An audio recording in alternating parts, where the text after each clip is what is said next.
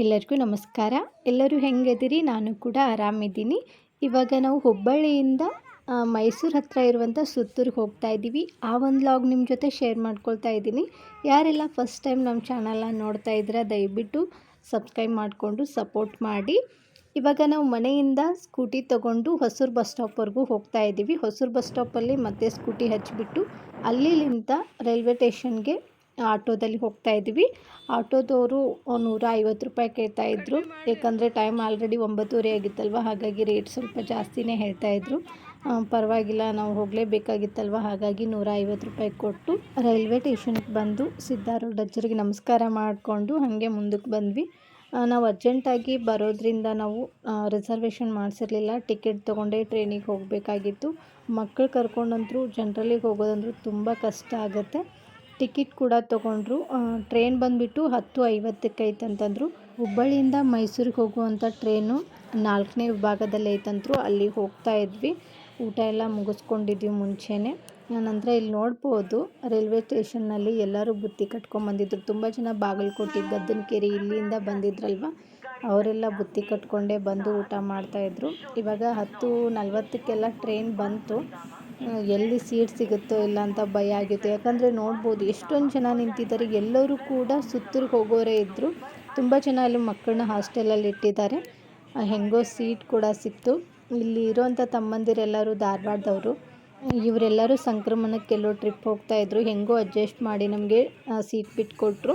ಎಲ್ಲರೂ ಸುತ್ತೂರಿಗೆ ಹೋಗೋರಾಗಿದ್ರಲ್ವ, ಭಜನಾ ಮಂಡಳಿಯರಿದ್ದರು. ಹಾಗೆ ಸೋಬಾನ್ ಪದ ಹಾಡೋರು ಕೂಡ ಇದ್ದರು. ಯಾಕಂದರೆ ನಾಳೆ ಕಾಂಪಿಟೇಷನ್ ಇರುತ್ತೆ ಅಲ್ಲಿ, ಈ ಭಜನೆದವ್ರದ್ದು. ಮತ್ತು ಸೋಬಾನ್ ಪದ ಹಾಡಿದ್ರೆ ಫಸ್ಟ್ ಪ್ರೈಸು, ಸೆಕೆಂಡ್ ಪ್ರೈಸು ಮತ್ತು ಥರ್ಡು, ಫೋರ್ತ್ ಅಂತ ಹೇಳ್ಬಿಟ್ಟು ಪ್ರೈಸ್ ಕೊಡ್ತಾರೆ. ಹಾಗಾಗಿ ಅಲ್ಲಿ ಭಜನೆ ಮಾಡ್ತಾಯಿದ್ರು. ಈ ಅಪ್ಪ ಇಲ್ಲಿ ಡ್ಯಾನ್ಸ್ ಮಾಡ್ತಾಯಿದ್ರು. ಇಲ್ಲಿ ನಮ್ಮ ಮನೆಯವ್ರ ಮೇಲೆ ಆದ್ಯಾನ ಎತ್ಕೊಂಡು ಕುತ್ಕೊಂಡಿದ್ರು. ಹಾಗೆ ಈ ತಮ್ಮಂದಿರು ಕೂಡ ಪರಿಚಯ ಆಗಿದ್ದರು. ನಾನು ವಿಡಿಯೋ ಮಾಡ್ತಾಯಿದ್ದೆ. ಹಾಯ್ ಅಂತೇಳ್ಬಿಟ್ಟು ಎಲ್ಲರೂ ಹಾಯ್ ಹೇಳ್ತಾಯಿದ್ರು. ಇವಾಗ ನೋಡಿ ನಾವು ಮೈಸೂರಿಗೆ ಬಂದು ಇಳ್ಕೊಂಡ್ವಿ. ನಿದ್ದೆ ಇರಲಿಲ್ಲ ರಾತ್ರಿ ಎಲ್ಲ. ಯಾಕಂದರೆ ಭಜನೆ ಮಾಡ್ತಾಯಿದ್ರಲ್ಲ, ಆ ಸೌಂಡಿಗೆ ನಿದ್ದೆನೇ ಆಗಲಿಲ್ಲ. ಫುಲ್ ಟಯರ್ಡ್ ಆಗಿಬಿಟ್ಟಿತ್ತು. ಯಾವುದೇ ಕಾರಣಕ್ಕೂ ಮಕ್ಕಳು ಕರ್ಕೊಂಡು ಜನರಲ್ಲಿ ಬರೋಕ್ಕೆ ಹೋಗಬೇಡಿ. ಮಕ್ಕಳೆಲ್ಲ ನೋಡಿ ರಾತ್ರಿ ನಿದ್ದೆ ಇರಲಿಲ್ಲ. ಮಕ್ಕಳೆಲ್ಲ ಒಂಥರ ಸಪ್ಪೆ ಸಪ್ಪೆ ಆಗಿದೆ. ಫುಲ್ ಸುಸ್ತಾಗಿಬಿಟ್ಟಿತ್ತು. ಇವಾಗ ರೈಲ್ವೆ ಸ್ಟೇಷನಿಂದ ಬಸ್ ಸ್ಟಾಪ್ ಕಡೆ ನಡ್ಕೊಂಡು ಬಂದ್ವಿ. ಆಲ್ರೆಡಿ ಸಿಟಿಗೆ ಹೋಗೋ ಬಸ್ಸು ನಿಂತ್ಕೊಂಡಿತ್ತು. ಮತ್ತು ನಾವು ಬಸ್ ಹತ್ಕೊಂಡು ಸಿಟಿ ಬಸ್ ಸ್ಟಾಪಿಗೆ ಬಂದ್ವಿ. ಇಲ್ಲೇ ಚಹಾ ಕುಡ್ದು ಹೋದ್ರಾಯ್ತಂತೆ ಬಿಟ್ಟು ಇನ್ನೂ ಸುತ್ತೂರು ಬಸ್ ಹಚ್ಚಿರಲಿಲ್ಲ. ಸುತ್ತೂರಿಗೆ ಹೋಗ್ಬೇಕಾದ್ರೂ 1 ತಾಸು ಆಗುತ್ತೆ. ಈಗ ಆಲ್ರೆಡಿ 7:30 ಆಗಿತ್ತು. ಚಹಾ ಕುಡಿಯೋ ಟೈಮ್ ಇತ್ತಲ್ಲ, ಹಾಗಾಗಿ ಚಹಾ ಕುಡ್ದು ಸುತ್ತೂರು ಬಸ್ ಹತ್ತಿದ್ರಾಯ್ತಂತೆ. ಬೇಕ್ರಿ ಹತ್ರ ಬಂದ್ವಿ. ಬಿಸ್ಕಿಟ್ ತಿಂತೀರಮ್ಮ? ಗುಡ್ಡೆ ತೊಳಿ, ಟೀ ತೊಳಿ, ಈ ಕಡೆ ಬರ್ರಿ, ಪಪ್ಪ ತೊಳ್ತಾರ.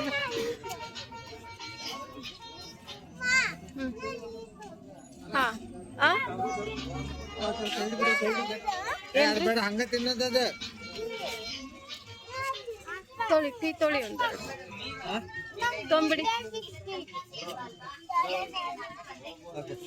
ಇಲ್ಲಿ ಕುಂದರು, ಅದು ಇಲ್ಲಿ ಕುಂದರು. ನೀನು ಇಲ್ಲ ಕುಂದರು, ಅದು ಆಮೇಲೆ ಇಲ್ಲಿ ಕುಂದರು. ಇಲ್ಲಿ ಕುಂದರು. ಟೀ ಕೊಡ್ತೀನಿ. ಟೀ ಕುಡಿಲ್ಲ, ನೀವಲ್ಲ.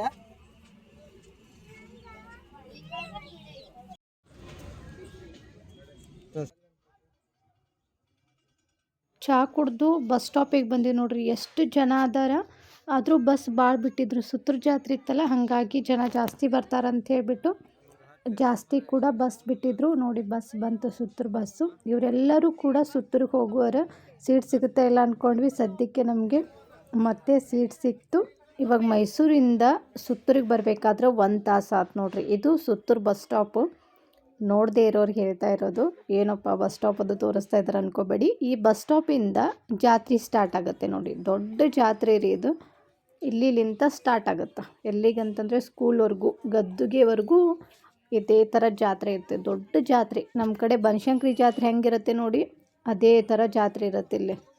ನೋಡ್ಬೋದು ಎಷ್ಟೊಂದು ಬಸ್ ಕೂಡ ಹಚ್ಚಿದ್ದಾರೆ ನೋಡಿ. ಈ ಜಾತ್ರೆ ಬಂತಂದ್ರೆ ಹಾಗೆ 10 ನಿಮಿಷಕ್ಕೊಂದು ಬಸ್ ಬಿಡ್ತಾನೆ ಇರ್ತಾರೆ. ಅಷ್ಟೊಂದು ಜನ ಬರ್ತಾ ಇರ್ತಾರೆ.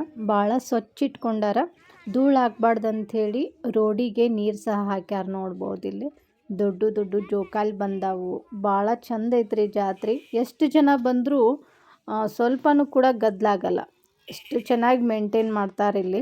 ತುಂಬ ಚೆನ್ನಾಗಿದೆ ನೋಡ್ಬೋದು ಎಷ್ಟು ಜನ ಬರ್ತಾ ಇದ್ದಾರೆ ಅಂತ ಹೇಳ್ಬಿಟ್ಟು. ಇವರೆಲ್ಲರೂ ಕೂಡ ಬಿಜಾಪುರ, ಬಾಗಲಕೋಟೆ, ಗದ್ದನಕೆರೆ ಇಲ್ಲಿಂದ ಬರ್ತಾ ಇದ್ದಾರೆ ನೋಡಿ. ಇಲ್ಲಿ ಮಕ್ಕಳು ಕೂಡ ನೋಡ್ಬೋದು ಈ ಥರ ಒಂದು 8 ಜನ 10 ಜನನ ಒಟ್ಟಿಗೆ ಕಳಿಸ್ತಾರೆ ಎಲ್ಲಾದರೂ ಹೋಗಬೇಕಾದ್ರೆ ಕಳ್ಕೊಂಡಾರಂತ ಹೇಳ್ಬಿಟ್ಟು. 3-4 ಜನದೊಂದು ಗುಂಪು, 8ರಿಂದ 10 ಜನದೊಂದು ಗುಂಪು, ಇದೇ ಥರ ಮಕ್ಕಳು ಗುಂಪು ಮಾಡೇ ಬಿಟ್ಟಿರ್ತಾರೆ ಎಲ್ಲಿ ಕಳೆದು ಹೋಗಬಾರ್ದು ಅಂತ ಹೇಳ್ಬಿಟ್ಟು. ID ಕಾರ್ಡ್ ಕೂಡ ಇರುತ್ತೆ, ಆದರೂ ಅವ್ರು ಹುಷಾರಲ್ಲಿ ಅವ್ರು ಇರ್ತಾರೆ, ಒಬ್ರಿಗೊಬ್ರು ನೋಡ್ಕೊಳ್ರಿ ಅಂತ ಹೇಳ್ಬಿಟ್ಟು.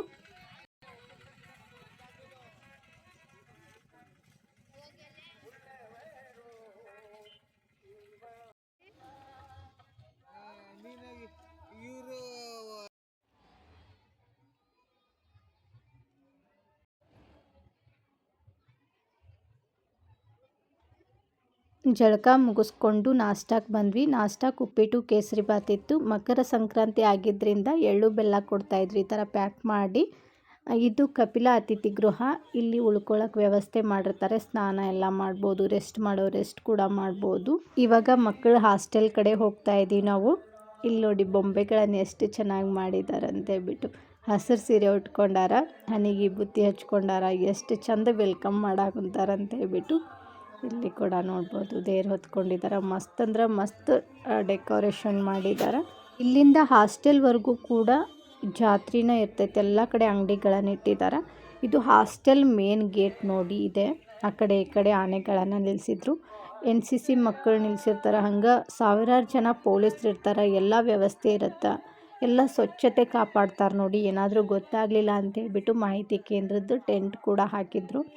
ಲೈಟ್ಸ್ ಅಂತೂ ಎಷ್ಟು ಹಾಕಿದ್ದಾರೆ ಅಂತಂದರೆ ರಾತ್ರಿ ನೋಡೋಕ್ಕೆ ಒಂದು ಥರ ಚೆನ್ನಾಗಿರುತ್ತೆ, ಅಷ್ಟೊಂದು ಲೈಟ್ಸನ್ನು ಹಾಕಿದ್ರು. ನಾನು ನಿಮಗೆ ರಾತ್ರಿ ಹೆಂಗೆ ಕಾಣುತ್ತೆ ಅಂತ ಹೇಳ್ಬಿಟ್ಟು ವಿಡಿಯೋ ಕೂಡ ಮಾಡಿ ಹಾಕ್ತೀನಿ. ಈ ಕಡೆ ಕೃಷಿ ಮೇಳ ಅಲ್ಲಿ ತಯಾರಿ ಮಾಡಿದ್ರು ನೋಡಿ, ತುಂಬ ಚೆನ್ನಾಗಿತ್ತು. ನೀವೇನಾದರೂ ಸುತ್ತೂರು ಜಾತ್ರೆಗೆ ಬಂದಿಲ್ಲ ಅಂತಂದ್ರೆ ಬಂದು ನೋಡಿ ಹೋಗಿ, ದೊಡ್ಡ ಜಾತ್ರೆ. ಇಲ್ಲಿ ಮುಂದೆ ನೋಡಿ ಎಷ್ಟು ಚೆನ್ನಾಗಿ ಬೊಂಬೆಗಳನ್ನು ಕೂಡಿಸಿದ್ದಾರೆ ಅಂತ ಹೇಳ್ಬಿಟ್ಟು. ಮಸ್ತ್ ಅಂದ್ರೆ ಮಸ್ತ್ ಮಾಡಿದ್ರು ಈ ಸರಿ ಜಾತ್ರೆ. ಮಧ್ಯದಲ್ಲಿ ಕಾರಂಜಿ ಹಚ್ಚಿದ್ರು, ಅದ್ರ ಸುತ್ತಲೂ ಬೊಂಬೆಗಳನ್ನು ಇಟ್ಟಿದ್ದಾರೆ.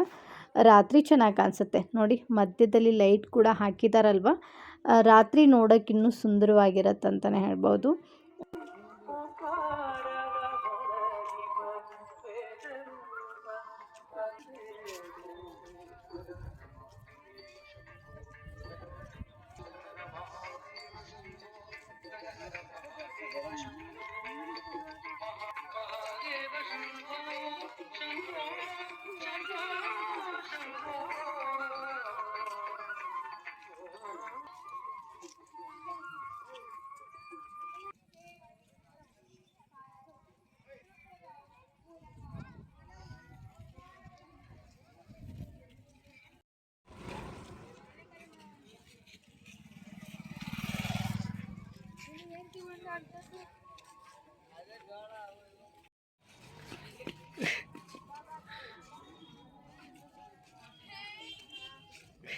ಗೊಂಬೆ ನೋಡಿ ಅಪ್ಪ ಅಪ್ಪಾಜಿ ಮತ್ತೆ ಬೇಜಾರು ಮಾಡ್ಕೊತಾರ.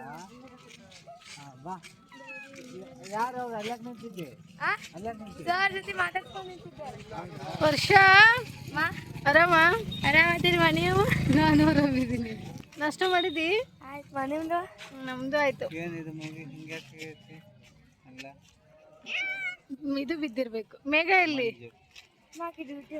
ಡ್ಯೂಟಿ ಹೋಗ್ಯಾಳ. ಡ್ಯೂಟಿ ಹೋಗ್ಯಾಳ? ಅಲ್ಲಿ ನಿಂತನ ಬಂದ್ವಲ್ಲಮ್ಮ.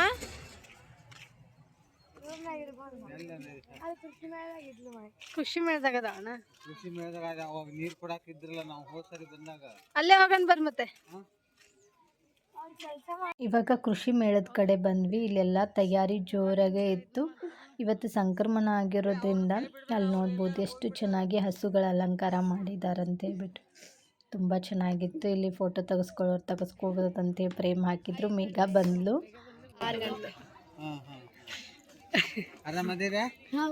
ಈ ಕಡೆ ಅತಿಥಿ ಗೃಹದಲ್ಲಿ ಸೋಬಾನೆ ಪದ ಸ್ಪರ್ಧೆ ಸ್ಟಾರ್ಟ್ ಆಗಿತ್ತು. ನಮ್ಮ ಧಾರವಾಡದವರು ಬಂದಿದ್ದರೆ ಅವರು ಕೂಡ ಸೋಬಾನೆ ಪದ ಹಾಡ್ತಾ ಇದ್ರು.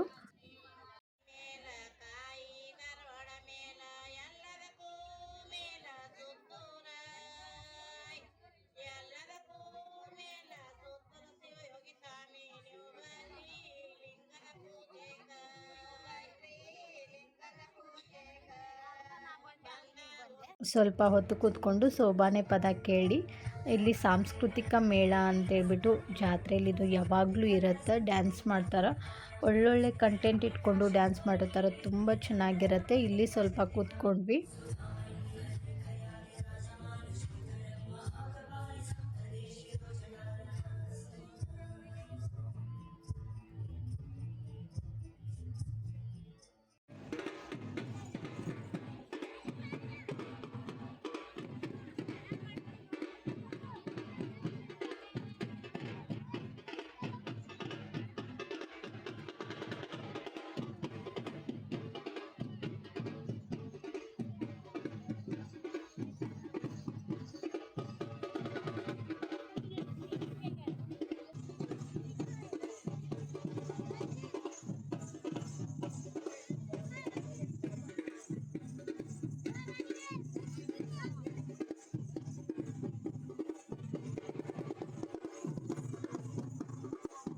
ಎಲ್ಲ ಕಾರ್ಯಕ್ರಮ ನೋಡ್ಕೊಂಡು ಬಂದ್ವಿ. ವರ್ಷಂದು ಮಲ್ಕಂಬ ಇತ್ತು, ಅವಳು ಕೂಡ ರೆಡಿಯಾಗಿ ಬಂದ್ಲು. ಡ್ರೆಸ್ ಚೇಂಜ್ ಮಾಡ್ಕೊಂಡ್ ಬಂದಿಲ್ಲ, ಮಲ್ಕಂಬ ಆಯ್ತಾ?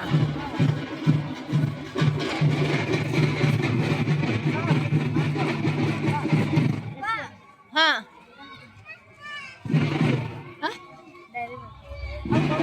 ಚಾಕ್ಲೇಟಾ? ಮಕ್ಕಳೆಲ್ಲ ಸ್ನ್ಯಾಕ್ಸ್ ತಿಂತೀನಿ ಅಂತಂದರು, ಅವ್ರನ್ನ ಕರ್ಕೊಂಡು ಬಂದ್ವಿ.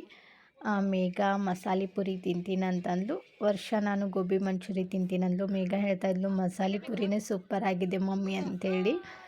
ನಾವು ಗೋಬಿ ಮಂಚೂರಿ ತೊಗೊಂಡ್ವಿ. ಗೋಬಿ ಮಂಚೂರಿ ತಿನ್ಕೊಂಡು ವರ್ಷಂದು ಮಲ್ಕಂಬ ಸ್ಟಾರ್ಟ್ ಆಗುತ್ತೆ ಇನ್ನೇನು 6:30 ಅಂತಂದರು. ಹಾಗಾಗಿ ಬೇಗ ತಿನ್ಕೊಂಡು ಮಲ್ಕಂಬ ಕಡೆ ಬಂದ್ವಿ. ಮಲ್ಕಂಬ ಮಾಡೋದು ವಿಡಿಯೋನ ನಾಳೆ ಹಾಕ್ತೀನಿ. ಯಾರೆಲ್ಲ ಸಬ್ಸ್ಕ್ರೈಬ್ ಮಾಡ್ಕೊಂಡಿಲ್ಲ ಪ್ಲೀಸ್ ಸಬ್ಸ್ಕ್ರೈಬ್ ಮಾಡಿ ನೋಡಿ. ವಿಡಿಯೋ ನೋಡಿದ್ದಕ್ಕೆ ಎಲ್ಲರಿಗೂ ಧನ್ಯವಾದಗಳು.